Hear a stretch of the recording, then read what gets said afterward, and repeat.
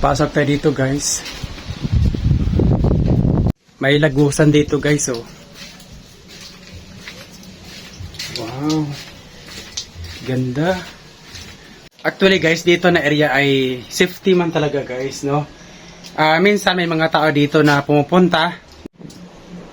Itong lugar ay napakaganda talaga guys. So, safety man itong lugar guys, no? Itong lugar guys ay safety man talaga ito, puntahan. So, maraming mga tao din dito na pumupunta, no? Para siyempre tingnan yung mga magagandang mga rock formation. Ganda talaga. Sa taas guys, oh. Yan. So, hindi ka naman matakot kasi dito sa portion dito ay beach na yan. Ayan.